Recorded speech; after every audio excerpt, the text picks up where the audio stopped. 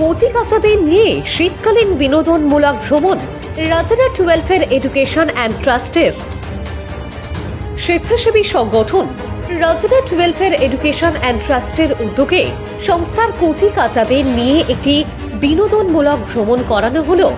কনকনে শীত গায়ে মেখে রবিবার বিকালের নিউটাউন শহরের মূল আকর্ষণ ইকো পার্ক ঘুরে দেখেন বাচ্চারা। পরিসংখ্যান বলছে নতুন বছরের প্রথম রবিবারে ইকো পার্কে 48,716 জন মানুষের পা পড়েছিল।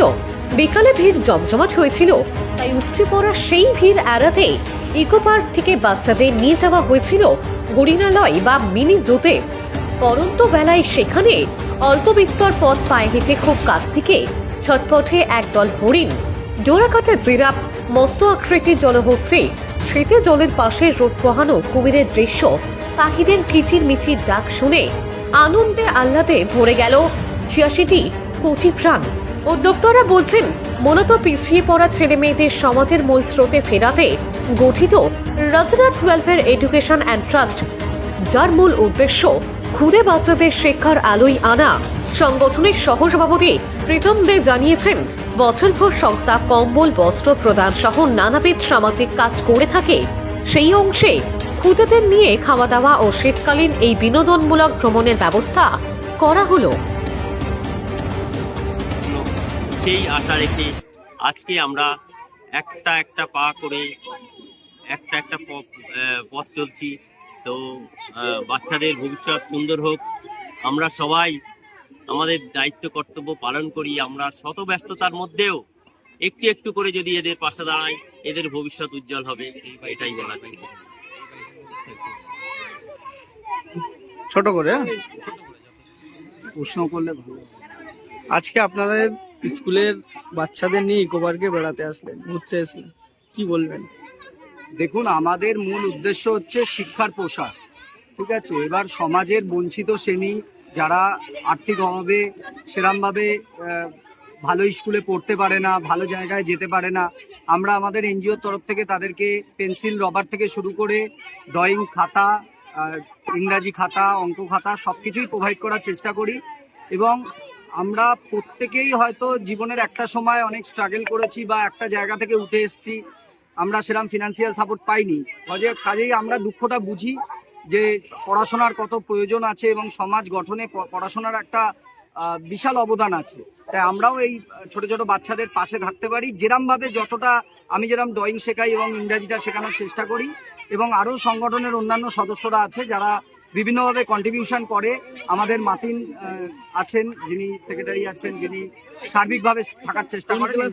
কোন ক্লাস পর্যন্ত? ক্লাস 5-6 অবধি আছে এবং ভবিষ্যতে আমাদের ইচ্ছা আছে আমাদের সংগঠন যত 5-6 জন্য না, এটা ক্লাস 1 থেকে শুরু করে ক্লাস 5-6 অবধি আছে। এবং আমাদের ভবিষ্যৎ পরিকল্পনা ওটাকে যতটা ত্বরান্বিত করা যায় ক্লাস 10-12 অবধি নিয়ে যাওয়া যায়।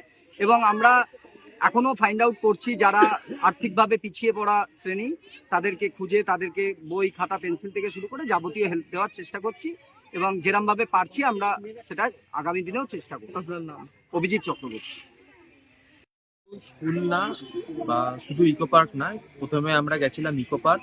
ইকো পার্কের পর আমরা এসেছি হরিণালয়, ডিয়ার পার্কে। প্রথমে আমরা ছিলাম ইকো পার্ক, থেকে আমরা হরিণালয় এলাম। আমাদের কম বেশি প্রায় ৮৬ জন মতো বাচ্চা ছিল। প্রতিটা বাচ্চাই এখানে এসছে, দেখতে পাচ্ছেন আপনার পিছনে।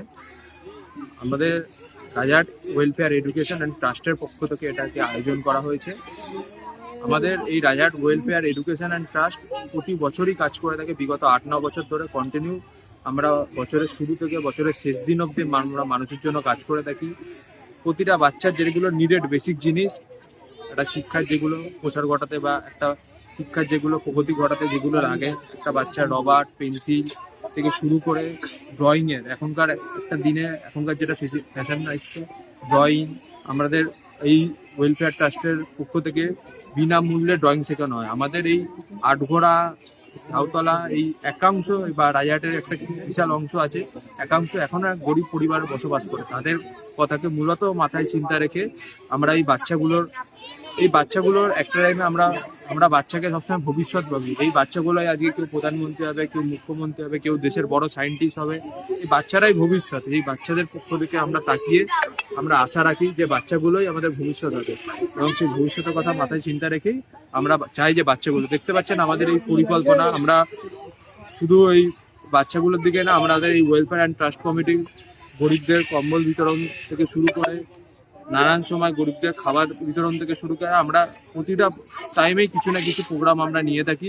8 থেকে 9 বছর ধরে আমাদের এই ওয়েলফেয়ার কমিটি কাজ করে যাচ্ছে। আমরা আশা রাখবো বিগত দিনে আরও মানুষের সাহায্য নিয়ে আরও এই বাচ্চাগুলো এবং সুস্থ মানুষদের জন্য কাজ করে, এটাই আমাদের মূল লক্ষ্য। আপনার নাম?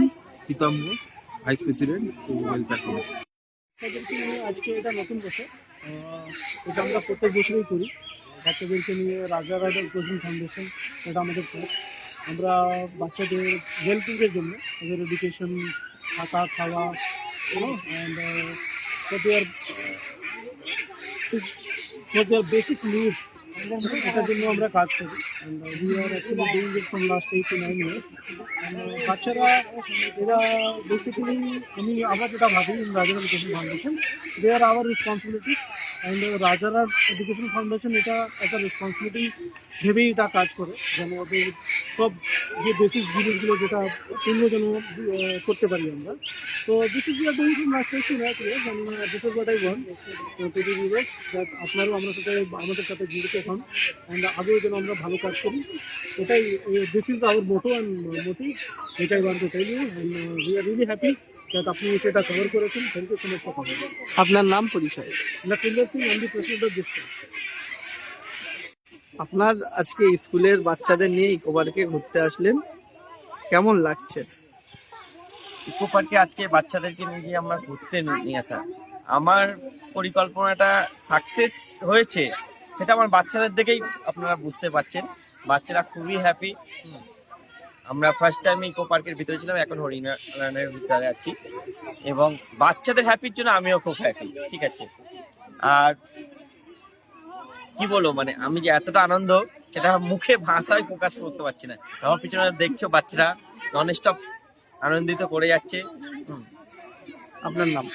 আমার নাম আব্দুল মাতিন তরফদার, আমি সেক্রেটারি আছি রাজারহাট এডুকেশন ফাউন্ডেশন।